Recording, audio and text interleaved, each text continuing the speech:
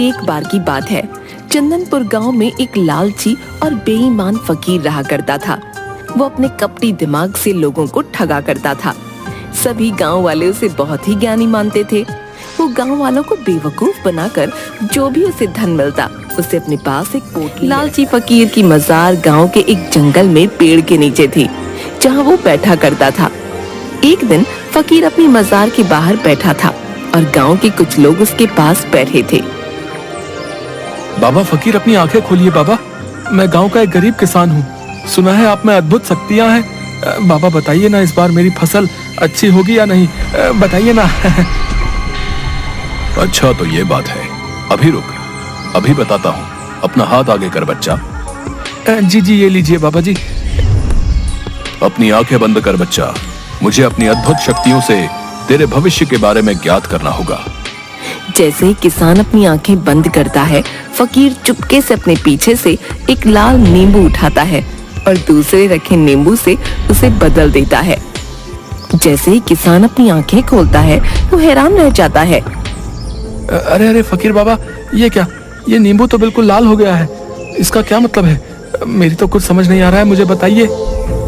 बच्चा, तुम्हारा आने वाला भविष्य हानि की ओर जाने वाला है। तुम्हारी इस वर्ष की बोई फसल खराब हो जाएगी बच्चा।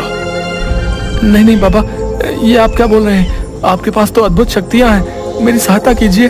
कोई तो उपाय होगा आपके पास, मेरी फसल को खराब होने से बचा लीजिए। उपाय तो है बेटा। हमें अपनी अद्भुत शक्तियों से तुम्हारे भविष्य के लिए ऊपर वाले से दुआ करनी होगी, तभी तुम्हारी फसल बच सकती है। फकीर बाबा दया कीजिए, आप महान हैं।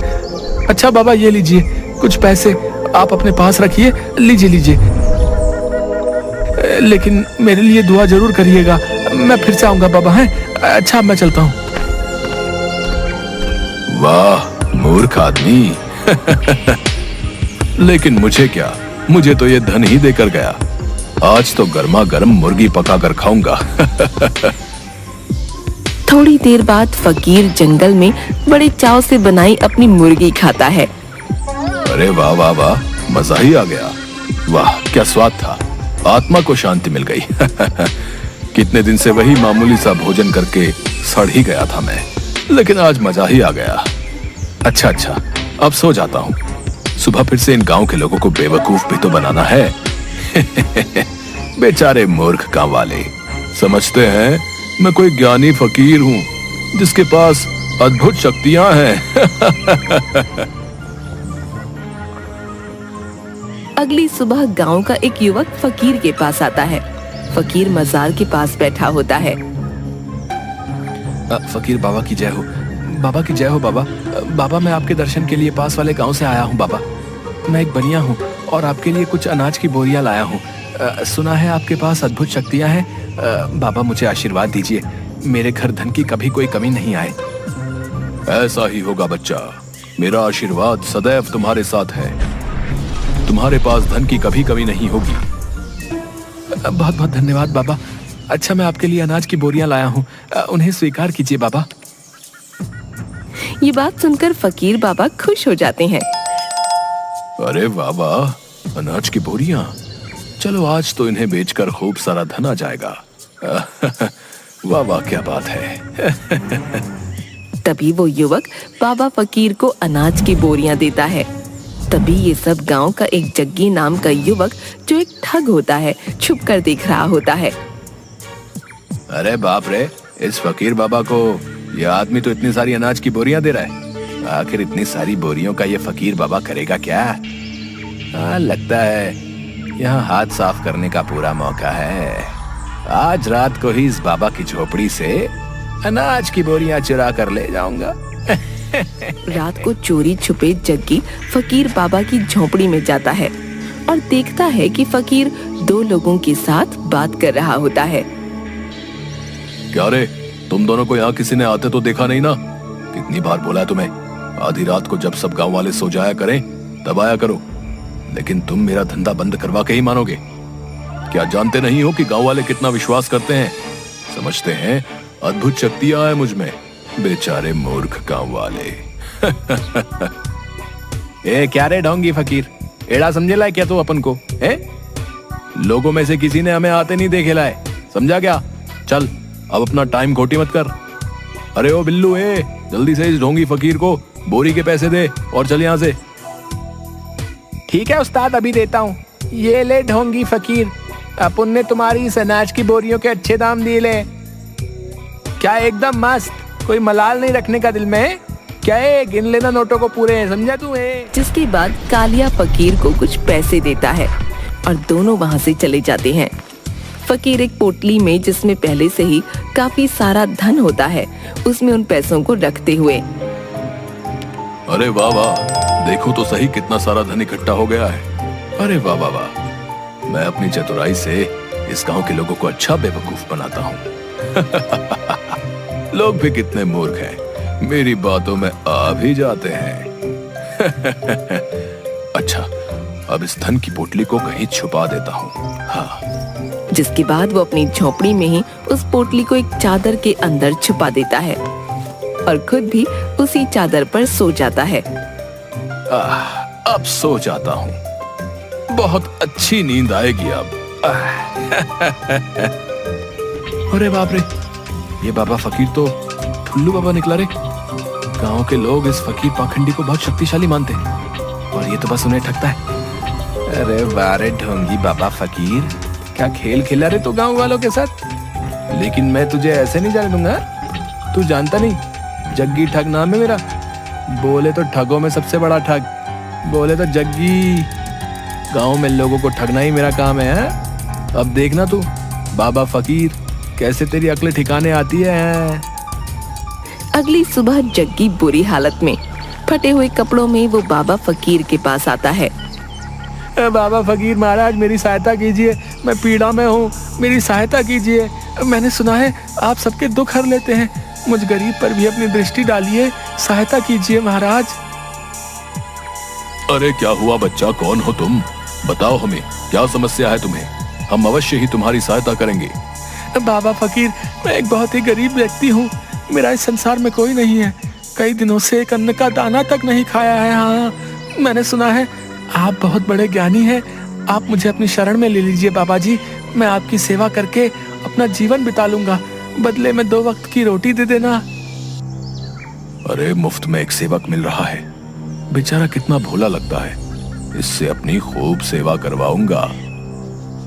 हाँ, रख ही लेता हूं इसे अपने पास, बेचारा मूर्ख इंसान। अरे अरे बच्चा, अगर तुम्हारी इच्छा है कि तुम हमारे पास रहकर हमारी सेवा करो तो इसमें हमें कोई आपत्ति नहीं है।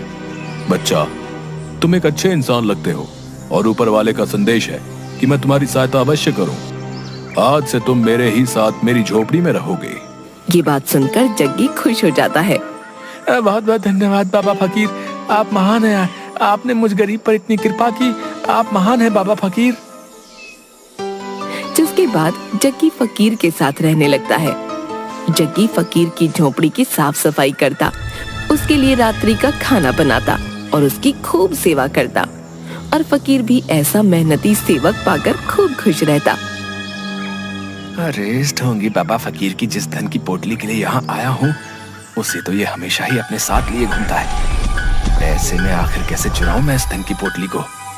लगता है मुझे प्रतीक्षा ही करनी पड़ेगी, आखिर कभी तो हाथ आएगी ही इसकी धन की पोटली। तभी एक आदमी और उसकी पत्नी अपने छोटे से बेटे को लेकर बाबा फकीर के पास आते हैं। बाबा फकीर, देखिए तो जरा मेरे बेटे को क्या हो गया है, भोजन करते करते अचानक से मूर्छित होकर गिर गया है।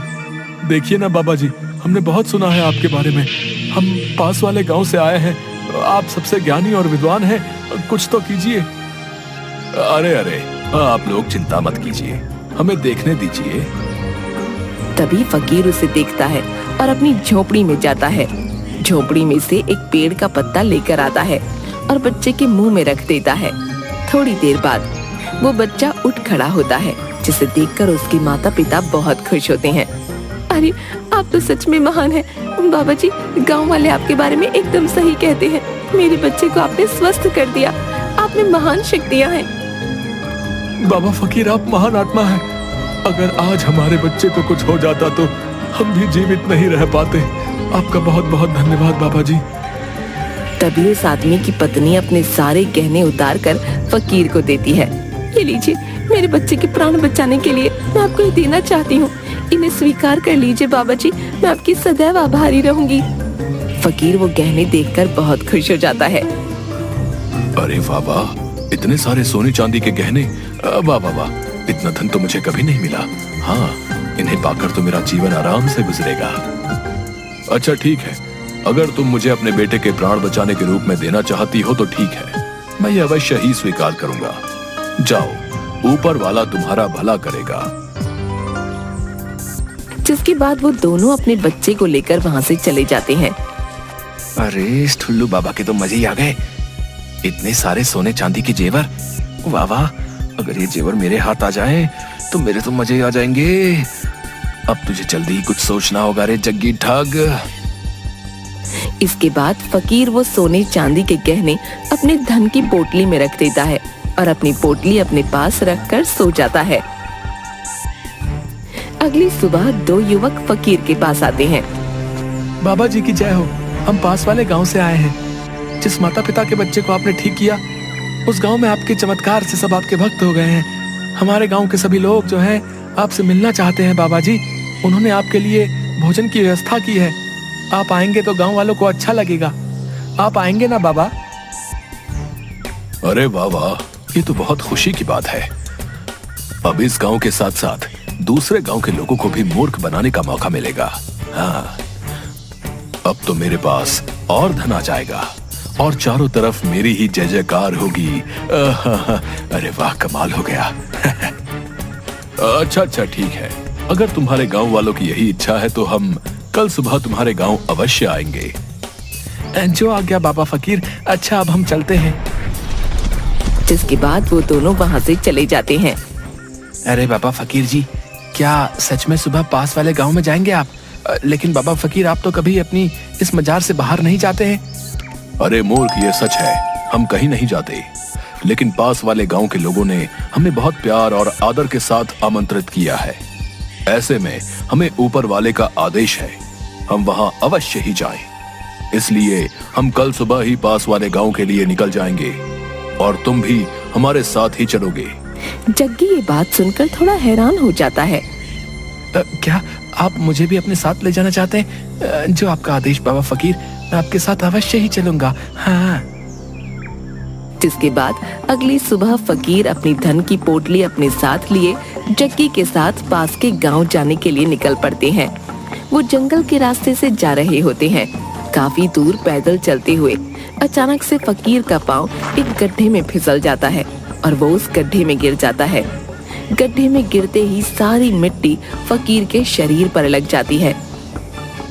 अरे बाबा फकीर, गड्ढे में गिरने की वजह से आपके पूरे शरीर पर मिट्टी चिपक गई है। अगर ऐसे में लोग आपको देखेंगे तो पहचान नहीं पाएंगे। यहीं पास में ही एक नदी है, आप वहां चलकर स्नान कर लीजिए। कितनी बदबू भी आ रही है। नहीं, मैं स्नान नहीं कर सकता। मेरे पास धन की पोटली है। स्नान करूंगा तो सारा धन नदी के पानी की वजह से व्यर्थ हो जाएगा। नहीं, मैं ऐसे ही आगे जाऊंगा। अरे बाबा फकीर, आप अपनी स्थिति को तो देखिए। मैं ही आपको नहीं पहचान पा रहा हूँ। कहीं ऐसा ना हो कि पास वाले गांव के सभी लोग आपको देखते ही भयभीत हो जाएं। नहीं बाबा फकीर, मुझे लगता है आपको स्नान कर ही लेना चाहिए। जग्गी की ऐसी बातें सुनकर फकीर सोच में पड़ जाता है। अच्छा तो ठीक है, अगर तुम चाहते हो कि हम स्नान करें तो हम अवश्य ही स्नान करेंगे। चलो नदी के पास ले चलो हमें। जैसी बाबा जी आपकी आज्ञा, चलिए मेरे साथ। जिसके बाद दोनों एक नदी के पास जाते हैं। ये देखिए बाबा जी, ये रही नदी। कर लीजिए स्नान। अच्छा ठीक है, लेकिन पहले मैं अपनी धन की पोटली को कहीं छुपा देता हूँ। हाँ।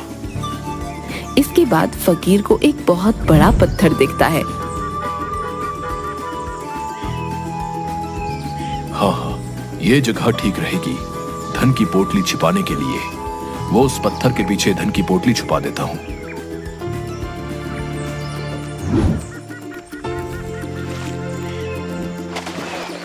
तभी जग्गी चुपके से पत्थर के उस तरफ जाता है और वो धन की पोटली उठाते हुए। आखिरकार वो दिन आ ही गया। मैं तो थक ही गया था इस ढोंगी फकीर की सेवा कर करके। वाह वाह, कितना सारा धन हाथ आ ही गया। हाय, कितना सारा धन है। अब पता चलेगा इस ढोंगी को। बहुत सेवा कराई है ना मुझसे, अब आएगा मजा है। बोले तो रोनी टोनी ठगों में सबसे बड़ा ठग बोले तो जग्गी ही है। इससे पहले वो ढोंगी आ जाए, मुझे यहाँ से निकलना होगा। और जग्गी धन की पोटली लेकर वहाँ से भाग जाता है। तभी फकीर नदी से बाहर निकल कर आता है। अरे वाह वाह, स्नान करके तो बहुत संतुष्टि मिली। नदी का पानी तो बहुत ही शीतल था। आनंद ही आ गया। वाह, मजा ही आ गया। फकीर आसपास देखता है, लेकिन जग्गी उसे कहीं नहीं दिखता और फकीर घबरा जाता है। वो ये देखकर हैरान हो जाता है कि उसकी धन की पोटली भी वहाँ नहीं है और वो समझ जाता है कि जग्गी उसकी धन की पोटली लेकर भाग गया। हाय हाय, ये क्या हो गया? वर्षों से जो धन लोगों को मूर्ख बनाकर अर्जित किया था, वो कोई और मुझसे मूर्ख बनाकर ले गया। हाय हाय, ये क्या हो गया? लगता है ईश्वर ने मेरे ही किए की सजा मुझे दे दी है। हाय हाय, ये क्या हो गया? किसी ने सच ही कहा है, ठगी से अर्जित किया हुआ धन कभी काम नहीं आता, वो हमेशा मुसीबत का कारण बनता है।